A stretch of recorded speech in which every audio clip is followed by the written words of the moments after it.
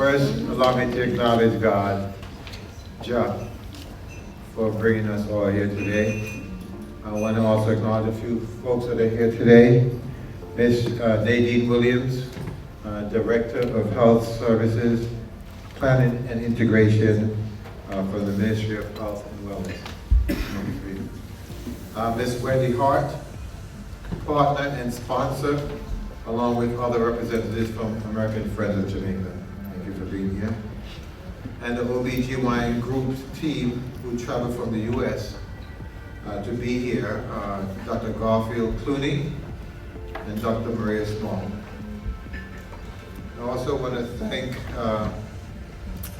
the Accident and Emergency Group team leader, Dr. Hugh Wong, and Dr. Simone French, who've been working with us for many years.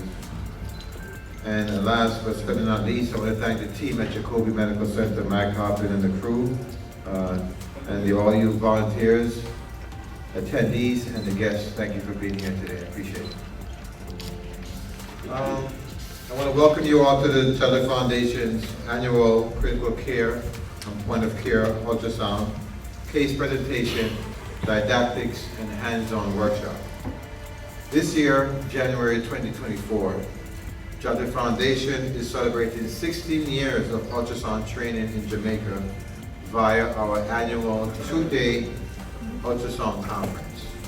Last year, 2023, American Friends of Jamaica came on board and donated 25 handheld butterfly IQ probes, state-of-the-art ultrasound devices, and 25 iPads. The butterfly IQ probes and iPads work together to provide quick, high-quality ultrasound imaging. Through the partnership between the Jada Foundation and AFJ, the Jamaica Handheld Ultrasound Project was born, JHUB. Under this initiative, American Friends of Jamaica will provide ultrasound butterfly IQ probes and iPads, and the Jada Foundation, in partnership with the team at Jacoby Medical Center Emergency Department in Bronx, New York, will provide ongoing training to the doctors who will be using these devices. Currently, JHUB is focused on ultrasound use in emergency medicine and maternal fetal medicine. We are pleased to be here in Jamaica another year, and we thank you for joining us as we share knowledge and best practices. Your presence here means that you're a part of a mission for change, to improve health care for those most vulnerable and underserved citizens here on the island of Jamaica. Once again, welcome, and we look forward to an intensive and productive 2 days of hands-on practice to hone your skills in using this groundbreaking handheld device. We'll be reviewing interesting cases from our super users at the hospitals in Jamaica's public hospitals, along with our amazing partners and volunteers from the Jacoby Medical Center, Bronx, New York. We will now have a few persons give remarks, and as our schedule is very tight, I'm going to ask everyone to be very brief as you can. First up is Dr. Simone French, Program Director, DM, Emergency Medicine at UWI and Mona, Lecturer, Emergency Medicine at UWI Mona, a sonographer at Meissner Institute in Canada. Dr. French. Good morning, everyone. Good morning. It's so good to see you all gathered here today, and I want to thank the Jamaica Handheld Ultrasound Program and the Jaja Foundation for inviting me to bring remarks this morning. For me, this is very special because I can literally say that I have been at the beginning of ultrasound in emergency medicine, and it is so good to see things progress to the point where we can have a program like this, that persons, not just at the University Hospital of the West Indies, which is what it used to be, would benefit from, but that this has brought handheld ultrasound across hospitals across the island. The impact of this program is very far-reaching. It clearly has an impact in patient care, as it helps us to make more rapid decisions in the emergency room, but beyond that, there's a very distinct impact on education, not just within the DM program, But certainly in my hospital, at university, our non-DM residents, our service residents have definitely developed an interest in handheld ultrasound as a result of seeing the probes and having the opportunity to interact with them. Medical students, this might be something Trevor is not aware of, but when the program started, we actually had a cart-based machine and we would teach our medical students on that. But sadly, that machine is pretty much defunct. But fortunately, we had the handheld ultrasound machines, and we do actually train our medical students in fast ultrasound. So your devices have actually been used to assist us to train medical students in some basic point of care skills that they can take with them as they transition into various arenas, whether it be ONG, surgery, internal medicine, because the fast application is useful in pretty much any arena of medicine. And so that's the kind of impact that this program has had. I think the sustainability of the program has definitely been enhanced by the online collaborative educational sessions that we have been fortunate to have. We all look forward to them. The presentations are of a high standard, and we all learn a lot. And it really brings an element of continuous quality improvement to the whole program. And so the progress to date really justifies and shows the need. And Wendy, this really shows that the program needs to be expanded. There's clear justification for expanding and deepening the program, and therefore we were going to be needing more devices. And so I really want to encourage and thank you, Trevor, for involving me in this project. It really has brought a lot to me personally, and I look forward to seeing the program grow to the benefit of the country. Thank you all so much, and I hope you enjoy the day. Thank you, Dr. French. I want you to please help me to welcome my brother and fellow pioneer of this ultrasound initiative in Jamaica, Dr. Hugh Wong, emergency medicine consultant and head of department of the accident and emergency at the Kingston Public Hospital. Give a round of applause to Dr. Hugh Wong.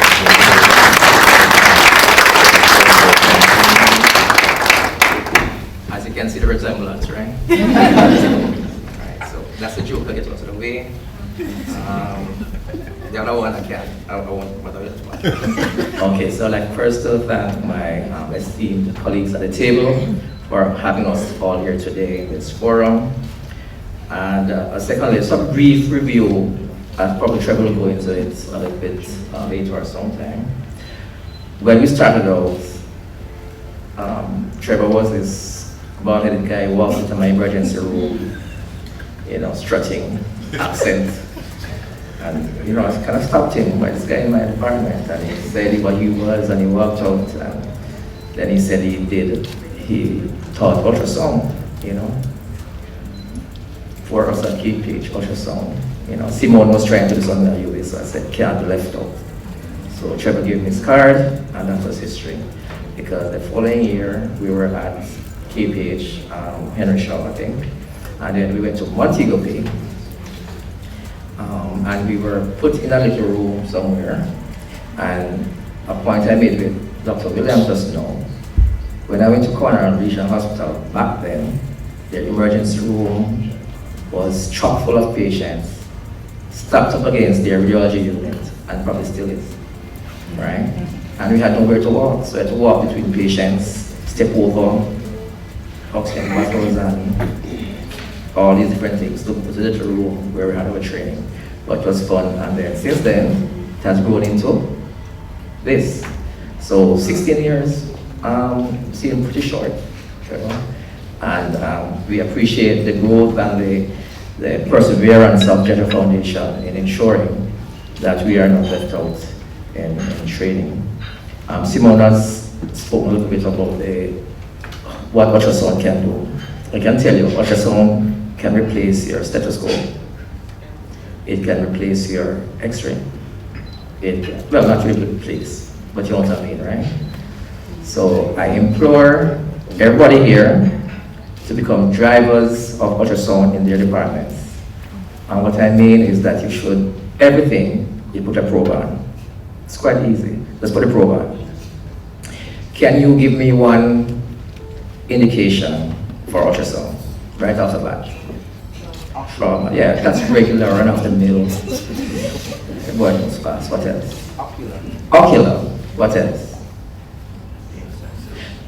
Yeah, have you ever had those resources you're doing and you don't know when to stop? Right, you just put the probe on. If there's no connectivity, it's PEA going on and there's no connectivity, I stop, right? But there's so much indication, intubation, right? Just put it on the throat and you see your tube is in. You're sure? You need a blind intubation. We do them sometimes, right? So the indications for the use of ultrasound are varied, not necessarily taught, it's in textbook somewhere, but the need to be able to be comfortable with using the machine is paramount. I'd reached this with Trevor before if we could organize for clinical attachments for EM residents to spend 3 months in Jacobi under his tutelage, and that is something we can explore for ultrasound as well. And finally, special thanks to Wendy from American Friends for continuing to believe in the program, and we wish to expand it. Okay, and that's what we're going to do. So thank you again for being here, and those are my not so brief remarks. Thank you, Dr. Warren. I would like to now invite my colleague and good friend, Dr. Garfield Clooney, immediate past president of the National Medical Association and maternal fetal medicine specialist at, I think he's still at, are you still at NYU? NYU Langone, to say a few words.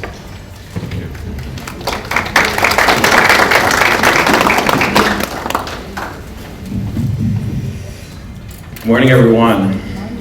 Great and welcome. It's really great to be here for the 16th annual focus training for A&E, but it's also even better to be here for the 2nd annual for the OB, the obstetrics. Last year we had the opportunity to have a program which Trevor helped us put together, and throughout the year we've kept in touch with the doctors here, and we have sessions during the about twice a month to talk about cases and talk about the usage of the handheld machine. And I really have to tell you that the machine has really proven to reduce the amount of wait time for care, and also enhance the doctor's ability to make diagnoses of patients. And so it's been really great to be part of this. But I also want to say that today, philosophy sometimes, today in the United States, I don't know if you know this, but we celebrate the birthday of the late Dr. Martin Luther King. And it's celebrated on the 3rd Monday of every January, and it commemorates the life and work of Dr. King, who was a Baptist minister and a prominent leader in the American Civil Rights Movement. And we're all encouraged on this day to reflect on the principles of racial equality and nonviolent social change espoused by Dr. King. Dr. King was also known for his brilliant speeches, and there's some quotes that we all are familiar with and often use sometimes in medicine. And one of the most famous quotes is, of all the forms of inequality, injustice in health is the most shocking and inhumane. It often results in physical death. So as we gather today to do these workshops, we must all be mindful that the effort that is being put forth to reduce the injustices we see in healthcare that affects the most vulnerable among us. Through these workshops, we can really make a difference in their lives. The lives of those who Dr. Trevor Dixon said last night, they don't ask us for anything, and they're truly grateful. So I'll close by saying, one of my favorite other quotes is from Desmond Tutu, who says, do your little bit of good where you are. It is those little bits of good put together that overwhelm the world. And I think we here are trying to do our little bit of good to make a difference in the world. And so I'd just like to thank some folks who this would not be possible without, and of course, Dr. Trevor Dixon from Jaja Foundation, Ms. Wendy Hart from American Friends of Jamaica, representatives from the Ministry of Health and Wellness, the Southeast Regional Health Authority, the Global Ultrasound Institute, and last but not least, and probably most important, our volunteer models, because you help us become better doctors. And also welcome to Anado Bay, who's our next site. Thank you, guys.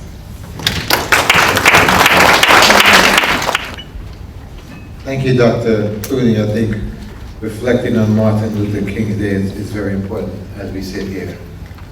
As you know, Dr. King had a global effect on the world, not just on the United States.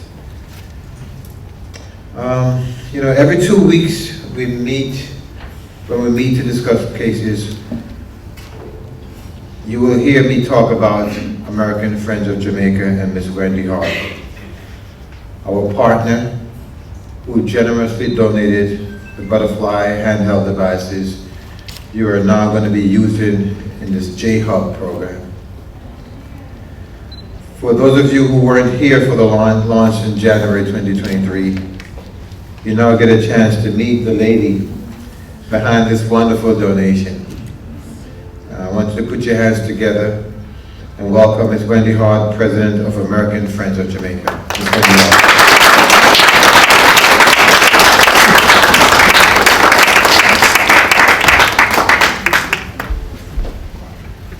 Thank you. Welcome, everyone. Thanks for being here. Of course, it's not me. American Friends of Jamaica has been doing work for 40 years in Jamaica in education, healthcare, and economic development. And we're proud of that work, and we're really proud of the partnership that we have with Jaja Foundation. As you heard, Dr. Dixon, Trevor, and Jaja Foundation have been doing work in ultrasound for 16 years. Our partnership is only 2 years old, but I actually want to go back and give a little bit about the origin story today, because I actually want to highlight something that has come up in my conversations with people. So I had an acquaintance who is very senior in the Northwell Health System now, who was talking to me about the impact of handheld ultrasounds. And Trevor actually was in a meeting at Butterfly, which are the devices we ultimately end up choosing after reviewing other options. And she called me and she said, you know, we have this Dr. Dixon from Jamaica who wants to do this project. Can you get on a call? And we got on the call right away, and we started to speak and had a few meetings. And Trevor, at the time, I believe you were just going to do a trial at Black River. He was going to do a trial at Black River and see how it went. And I said, well, if we can raise the funds for more devices, will you do the training and implementation? And right away he said yes. And we started with the expansion to A&E, and then we were doing a maternal health initiative, and the family department at the ministry asked if we would add in maternal health. So that's why those two departments were the start of our commitment to handheld ultrasound in Jamaica. I want to be very clear that the reason why we committed to this project was because we could have a partnership with Jaja Foundation. And the reason I say that is, as I've been in Jamaica this week, and I've been speaking to some people I know, and some are in healthcare, some are not, saying that we have this J-Hub program. And they said, oh, you're bringing the devices, but what's going to happen with the training? What's going to happen with the training? And that's why we're here today, really. That's what I'm here for, is because we have this partnership. So I just wanted to say that when we make decisions about what we are going to raise funds and invest in, impact is very important to us. And so many people tell me, oh, equipment arrived and it's just sitting down in the corner. And I know from the people in the room that your devices are not sitting down in the corner, right? So they're being used, and I've been very blessed to get on a couple of the sessions where people are reviewing images and seeing what the impact of those images are. So I'm going to start with a few thank yous, because to buy the devices is one thing, but to get all of the people it takes to take those devices and transform them into use really takes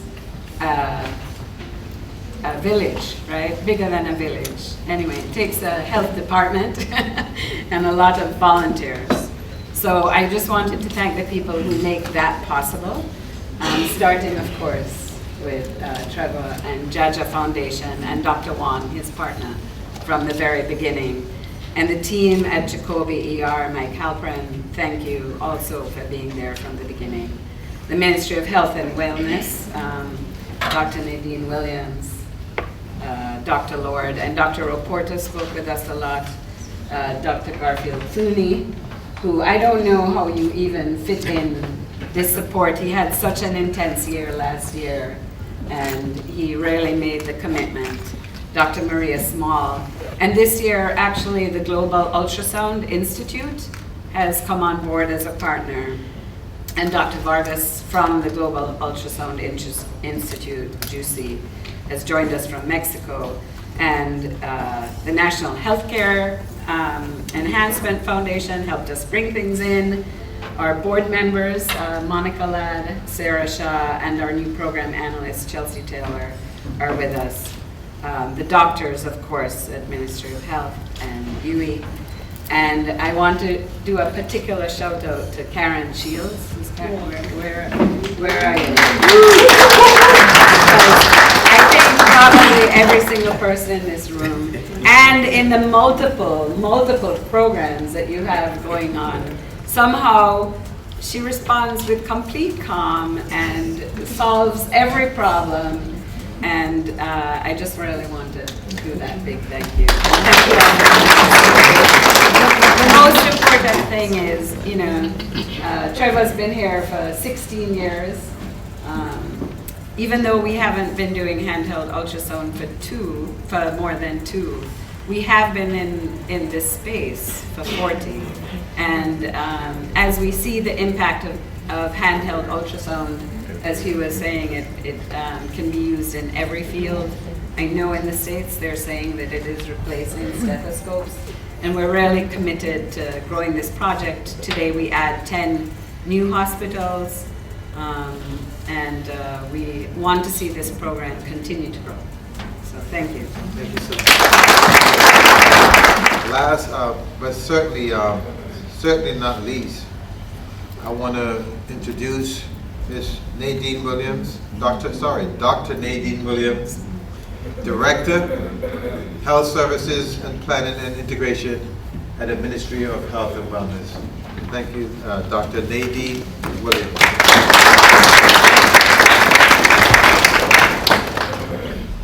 Good morning, everyone.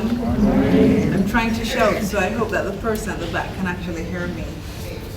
I am really very pleased to be here this morning, and I can feel the impact of what has happened already and what will happen. I can feel the impact, and I really want to say I'm really glad to be here. And so Dr. Trevor Dixon, Chair and Founder of the Jaja Foundation, and just in case you missed it, Jaja Foundation says Jamaicans abroad helping Jamaicans at home, and that's a big deal, just in case you missed the Jaja part, okay?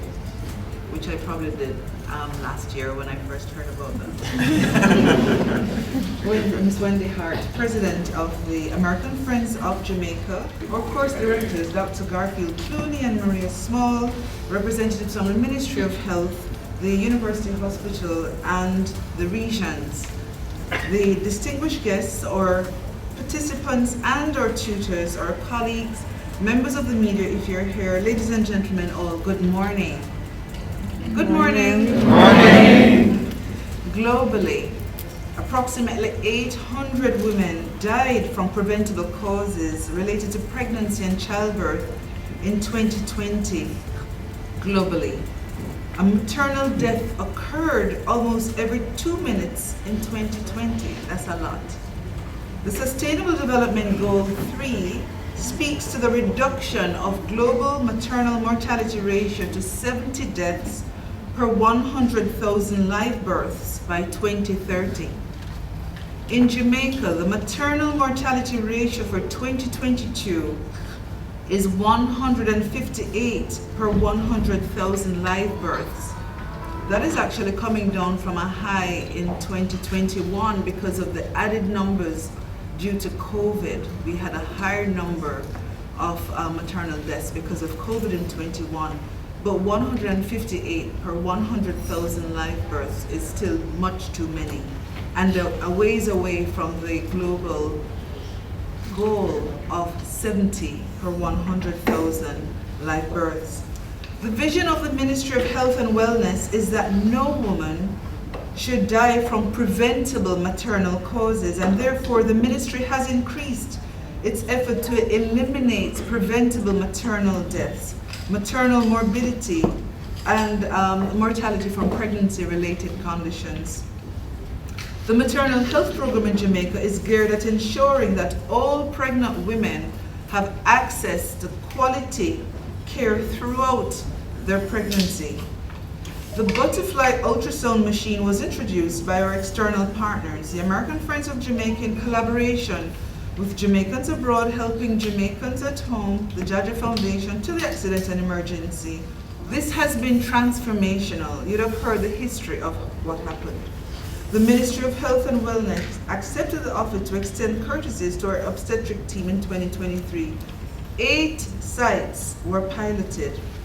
These were the Victoria Jubilee Hospital, Spanish Town Hospital, and Princess Margaret Hospital in Southeast Regional Health Authority, the St. Anne's Bay Hospital in the Northeast Regional Health Authority, the Maypen Hospital and Mandeville Regional Hospital in the Southern Regional Health Authority, and the Cornwall Regional Hospital and Savlamar Hospital in the Western Regional Health Authority. And you are right, Ms. Wendy, they are not being thrown in a corner.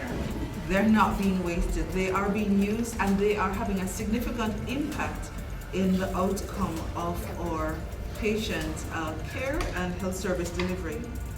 The ministry is therefore committed to implementing strategic interventions that strengthen the delivery of maternal care, and we are grateful for opportunities for partnerships like this that are geared towards capacity building, which is why many of us are here today, so we can actually increase on our capacity.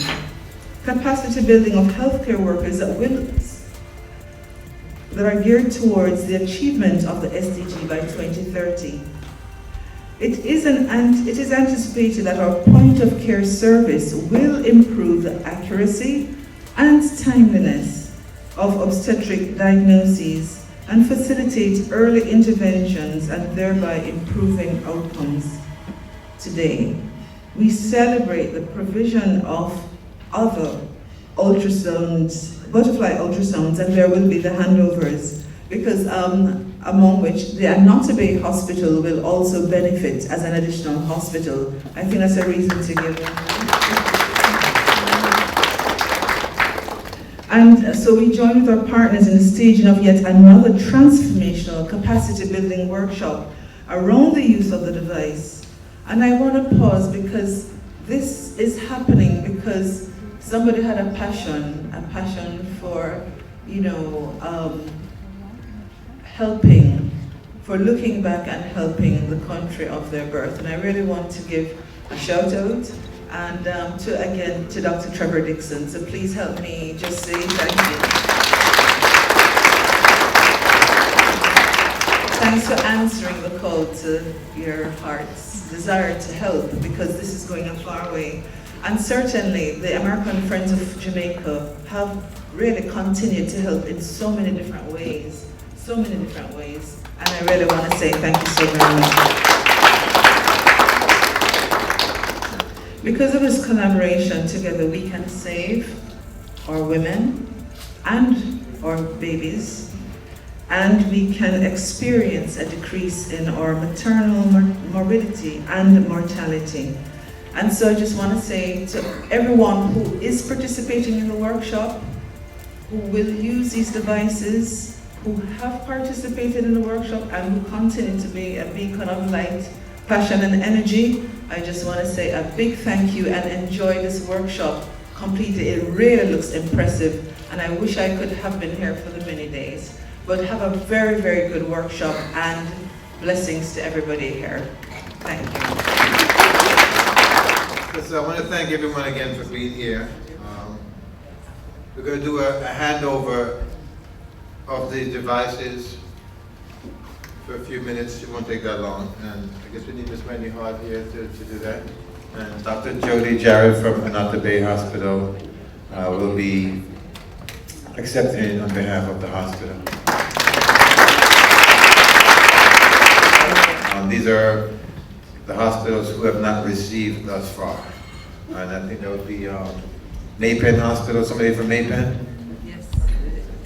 Dr. Brad and I, Dr. Evans and I go way back. Also, St. Anne's Bay Public Hospital. Somebody from St. Anne's Bay?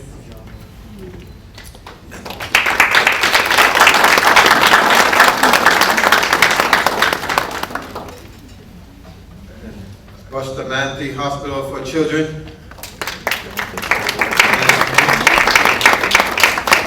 Anybody from Bustamante? You guys know my rule. If they don't show up, we give it to somebody else.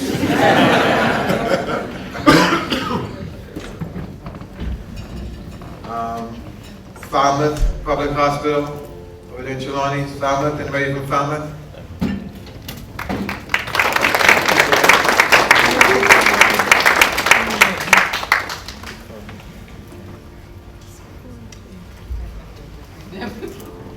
And of course, my favorite hospital from over there, Christian Spalding's Percy Jr. Anybody from Percy Jr.?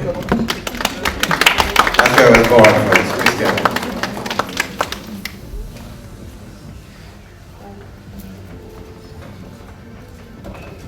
And representative from Princess Margaret Hospital, I think that's St. Thomas. Princess Margaret, anybody from Princess Margaret?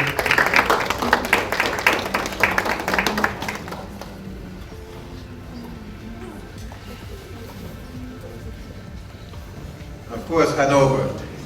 Noel Holmes Hospital, anybody from Noel Holmes?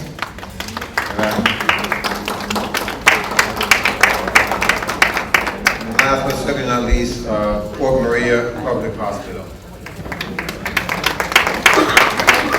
Jaja Foundation. Jamaicans abroad. Helping Jamaicans at home.